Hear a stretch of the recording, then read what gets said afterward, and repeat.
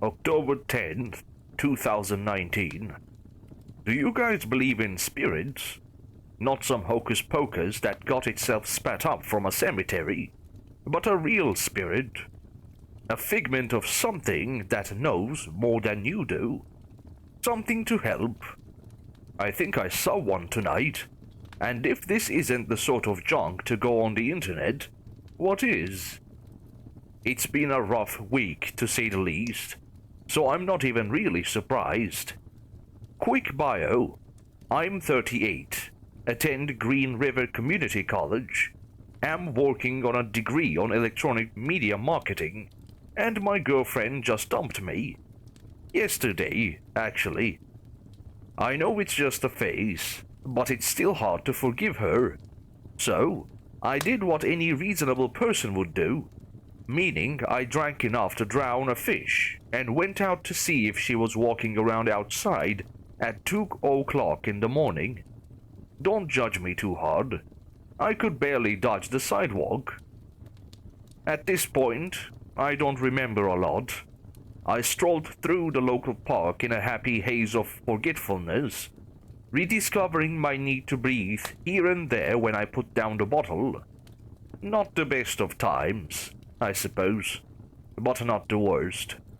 It was probably somewhere around 6 in the morning when I saw it, which is only something I can figure out now because I remember the sun just beginning to come up. I was standing in the forest, shirtless, cold, hungry, and just buzzed enough to know I was miserable about something, but not quite sober enough to know what. I had just finished off my bottle of cheap vodka when the world went all twisty, and I fell to the mud. I was face down in the mud, and I made the mistake of taking a breath. Feeling the cold mud clog up my throat, I let out a hacking cough and a gobbling moan. I couldn't breathe. I couldn't think. I was flailing around weakly as the air seeped out of me in short, sickly bursts. Then I saw him. The spirit was shorter than I would have imagined, but there was a sort of watchful intent in the way he stood. He was dead still as the trees behind him seemed to twist and fade, blurring so that he stood out. The hoodie he wore was a crisp, clean black, so dark it looked like a hole in the tripped-out painting I was observing. Everything was just smudges of faint light with that one beautiful black dot. There was an unearthly quality in the way he stood there that made it look unreal in some way. Detached, but expectant. It was so beautiful, I almost cried. Then, he walked away, and I tried to chase after him, but he turned the black void that was his head towards me, and I had a vision.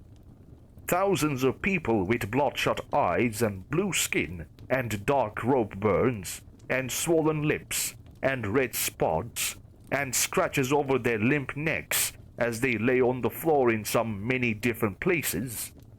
By the time I could see the forest again, he was gone, and I was running back to my apartment as quick as I could to grab a computer and another bottle of vodka, and that's when I started typing this. Not sure what I'm going to do with it, but I might as well write it down. Maybe I'll show it to my kids or something once that happens. October 10th, 2019. So, I'm not sure what I was thinking when I wrote that, but what in the heck happened? I wake up at a normal 4 o'clock in the afternoon and suddenly, I see that I have a blog post about me seeing a ghost, Amazon open to Magic Ghostbuster Zapper, and a wiki page about shadowy figures. I read through all of it over a nice breakfast of pounding hangover, which enlightened me on how much crazy I got myself slammed into. There is no reasonable way to know what I saw, but nobody became the greatest by being reasonable, and I intend to find out what he was. October 12th. Okay, so after 15 hours of internet research, I found basically nothing. People in black hoodies are everywhere, and most legends of them are about serial killers or mind-controlled puppets. I know that's not it though. There was a watchfulness about this thing's actions, and I obviously had a fascination with it after going on that hike in the early morning. It might be nothing, but how does that explain what I saw? And how does it explain the strange feeling of action I have? I can't think of another time where I've been more motivated to do something. It feels like he's right behind me, putting ideas and optimism into my head. Normally, I'm pretty bummed after another one of our breakups, but this time I know better. Patience is key. On a related note, I was checking my ex's Instagram the other day, and she's already got a new boyfriend. It's just like her to try and make me jealous, but this goes too far. When I get her back, she's going to know that what she's done is wrong. November 3rd. I finally found a credible story about a spirit. It was written by a man named Patrick Anton, also known as the Manhattan Strangler. He was born 36 years ago and died in prison in 2018 after he choked himself to death with a toothbrush and an old undershirt. During his reign of terror, he was reported to have killed 17 different people, and when he was captured, he spoke of a mysterious, benign entity in a black robe that would watch over his crimes and disappear when the police were getting too close. It was reported that he had extreme paranoia and was found in his cell, dead from asphyxiation. There are some people online that say he was murdered, but police find it unlikely. It seems like the spirit was friendly to Anton, as authorities found much evidence wiped away by some sort of acid on the crime scene that Patrick claimed not to recognize, despite freely confessing to his other crimes. Maybe he wasn't the bad guy. There are some people that need to be dealt with. November 17th. I saw them. I was walking around at night again, seeing if I could find the spirit, and there she was with him. They can't hide that from me anymore. They thought that they could keep it out of the socials, but I'm still here, watching them. He's not right for her. Anyone could see that. Maybe she can too. I was watching them from behind as they sat on the park bench together, and that was when I saw the spirit directly ahead of them. He was watching just like I was. At one point, he glanced over to me and turned away, and this time I followed him. He walked slowly, almost casually as I scrambled after him. The traitors on the bench let out a yell of surprise, and the man asked who I was, like he didn't already know.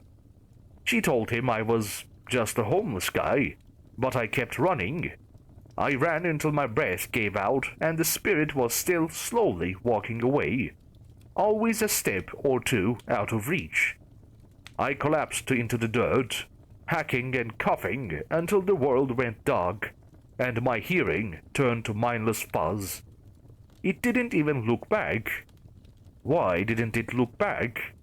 Maybe I was supposed to. Maybe she knows. If I would have known more, I could have had it. November 18th. There is this dream I had where I'm sitting alone in my room, and nothing outside is real.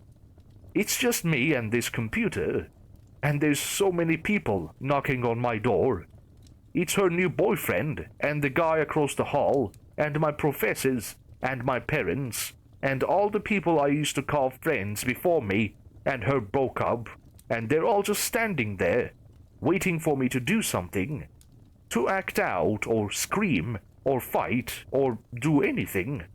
But then, it's just quiet. The roof opens up, and she's there, standing over me in a blank void, and she slips a plastic garbage bag over me and all of those people, and she shakes it up and all the air is sucked out, but I can still breathe. and I'm floating in a void with all those people as their faces slowly turn blue and go limp. And it's so peaceful. Before I wake up, I always see her, floating around with her own bag, and I feel so angry. She should get her own dream. January 27th, 2020. I talked to her today. I was in the park again, looking for the spirit, and she walked by me, only a couple yards away. Her black coat swished in the wind like a shadow, while she looked over her shoulder, walking out of the bushes. I breathlessly asked her what in the spirits she thought she was doing. She seemed taken aback, just standing there, not answering. I grabbed her by the shoulder and she ran. I wonder what the problem was. I checked her status a couple minutes ago and everything seemed okay. I'll have to talk to her again. January 30th. He told me what to do. He's going to help. February 14th. It's all going to be okay. He spoke to me and now I know. I have a glorious mission in store. He has so much to teach me, and he helped me get so much done. Me and Amy are living together again. The spirit helped me confront her ex. He will not be a problem again. The spirit told me that there are more people I can help. All the friends I lost finding the spirit, I can get back. All the family that never talked to me, I can have back. All the time wasted will bring me so much reward. There is so much more to do.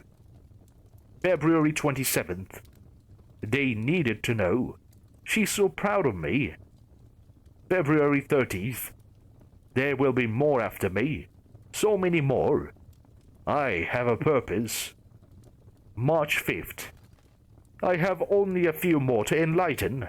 They will remember me forever. March 13th. They will remember him forever. March 27th. The work is done. This document is under analysis by the Auburn Department of Justice to disprove and dissuade the accusations concerning the unjust imprisonment and consequential suicide of Robert Bagman Armitage. The purpose of this document is to support the court's decision on passing judgment on Armitage and to disprove the widespread Bagman puppet theory. The Bagman, as he was called, was a dangerous killer who was sentenced to 4 life sentences in Monroe Correctional Complex, where he committed suicide after exactly 1 month of intensive psychiatric care. He was proven to be guilty of the murder of 8 separate people through asphyxiation from the period of January 21st to March 27th. His victims were almost always found tucked into their beds with a plastic grocery bag over their head, with no evidence of struggle, with the notable exception being his first murder, which was mistaken for a robbery gone wrong until further evidence presented itself. During trial, he freely admitted his guilt to most of his murders, saying that his victims were put at peace, and informed the court that he was performing important research on an entity he called the Spirit. Public attention has been turned to this spirit as protesters argue it would be unconstitutional to convict a man who was supernaturally coerced into committing the crimes he was accused of. There has been extensive research into the validity of this claim, and as to whether or not the Bagman is in fact innocent. His family reported him to be of sound mind as of the last time they talked to him in the spring of 2015. But after he was analyzed by a psychiatrist, he proved to be sociopathic, schizophrenic, and bipolar. The one murder he claimed to be innocent of was the murder of Amy Rodriguez, a fellow college student whom he had previous relations with. She was reported missing 2 months before the Bagman's arrest on January 21st by her boyfriend, who claimed 2 people had broken in somewhere around 3 in the morning wearing black hoodies. They apparently snuck through a 5th-story window without a ladder or rope, a feat that very few could have done on a modern glass apartment. One of the two murderers stuffed a plastic grocery bag over the victim's head, while the other overpowered the victim's romantic partner and knocked him unconscious.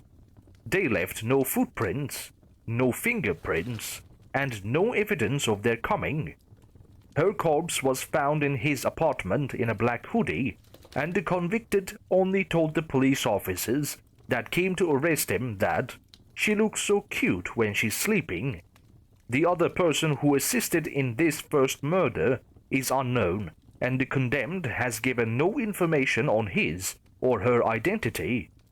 Obviously, he or she was a serious threat to public safety and remains at large.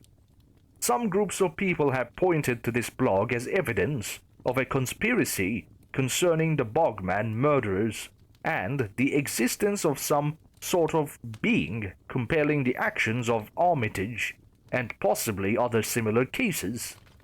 The Auburn court system finds this claim ridiculous, and the protesting that has followed unbased and unreasonable.